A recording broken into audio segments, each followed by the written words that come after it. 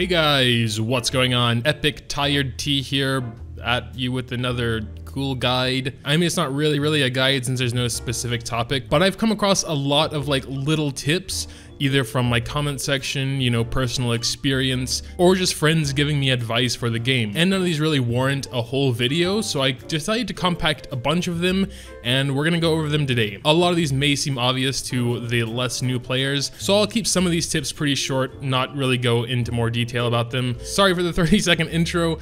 Let's move on. First of all, team. This is something I only found out literally today. Maybe I should have found it out earlier, but you can literally have more than 2 teams. You can go down here and click the add team button. I think the third one costs 30k gold, next one costs 60k.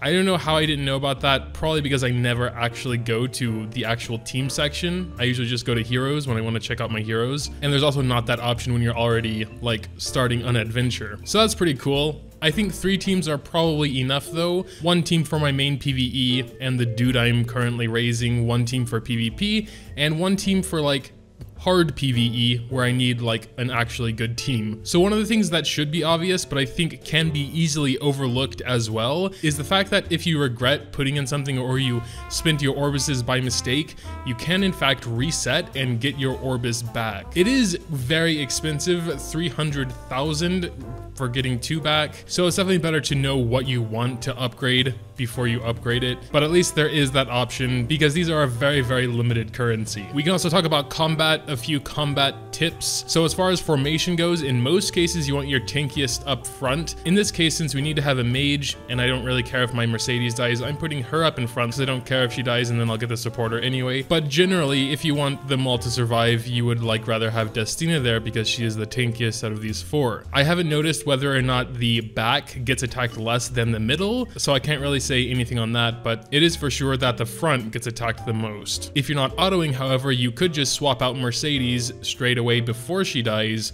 for the support. Another quick combat tip is that when you're manualing, you can just double tap a skill to have it sort of auto activate. Like for AoE skills where you can't really select a target, it is just faster to double tap like that. Also for stuff like single target healing, the AI will always of course go to the one with the lowest health, so I could just double tap this and then of course it would go to Mercedes.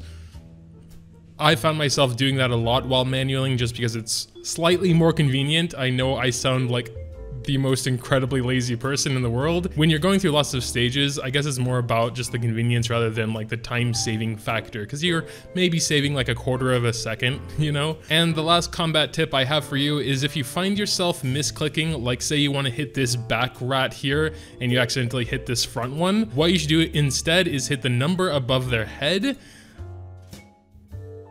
because that's far and away from all the other characters and numbers and everything else. And this is of course much more a problem when you're playing on a phone or a tablet rather than an emulator, because I have a mouse. I mean, I can get pixel perfect. I can click on the dude's like tooth if I wanted to, you know, and for sure get him, but on phone or tablet, if you find yourself misclicking, at least go for the numbers. All right, so now we're gonna jump into Labyrinth real quick. Because there is a couple things I want to talk about Labyrinth. Let's just go into the first stage of the first zone here, so the very first Labyrinth. So again, this tip might be something that seems obvious to a lot of people, but is easily overlooked. So if you click on these orange tiles, you can actually teleport there. This is useful if you have only like a little bit left of the Labyrinth to complete, and you don't want to go all the way back over there spending all your morale. You can just teleport there for 3. Besides that, the reason why we came to the first stage here is because there's another tip that maybe less people know about. So in the very first Labyrinth specifically, we have to get through these battles real quick, so be right back. If you go on Labyrinth 1, Zone 1, there is actually a merchant up here, exactly at this spot, and he is here all the time. He's called the Vagrant Merchant. Here's the actual map location just so you can see that. And he sells some pretty useful stuff, mostly charms. It may only be charms, but regardless, a lesser artifact charm for 55k, that you definitely can't pass up, I would say. He refreshes his shop every day. Gonna go ahead and grab the boot charm as well, since I don't have very many boots. And then what you can do is yield Okay, we're gonna yield. We don't use our Labyrinth entry. You see we still have 1 out of 1, but we do in fact keep the items we bought from him. As you see, we have 472,000 gold, and in fact this lesser artifact charm we just bought from him. In the same vein, on normal difficulty of the world map in chapter 3, there is this stage, 3-4, where there is another merchant, which also restocks his stuff every day. And there's another merchant, the Goblin merchant. He sells different items. Ignore the stuff that costs 500 million coins, etc. The most important thing here, of course, is the Molagoragos and the Molagoragoras.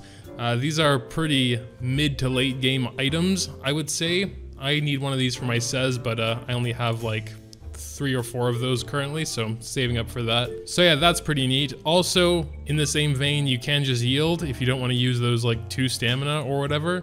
Alright, so just a couple more tips I have up my sleeve, and these have to do with hero upgrading and memory imprint. Again, I think this is one of those things that might seem obvious, but is overlooked a lot. And, okay, that describes a lot of things so far. Alright, so when you have a duplicate hero, you can actually increase their memory imprint whenever you want to. So just like that, and then you can hit enhance. But the thing is, the duplicates, as long as they're the same current star level, can be also used for promotion material. So if you have duplicates and you want to raise their memory imprint, what you should actually do is max out their level first and then promote them using the duplicate. So you'll save on a Mega Phantasma or a different fodder or whatever. I just did this with my Lorena that I got from Moonlight Summon. Still a little salty about that, but whatever. So I was able to promote her using the extra Lorena as well as 3 wolves, and we also got the memory imprint. So there is that. One other thing regarding memory imprints is that some characters can use like the alter ego variations to increase their memory imprint. Like if you've gone through the story, you've gotten some things for Mercedes to use for her memory imprint, but there's also a light or dark version of Mercedes where you could use those on her instead. I've heard neither of these characters are very interesting or powerful, but that's just an example. And unfortunately, I don't think I can really show that, and I guess I'm probably not explaining it very well. Like, see, Celestial Mercedes here, you could use the normal Mercedes to increase her memory imprint, or you could use those weird shards you were getting in story mode to increase her memory imprint.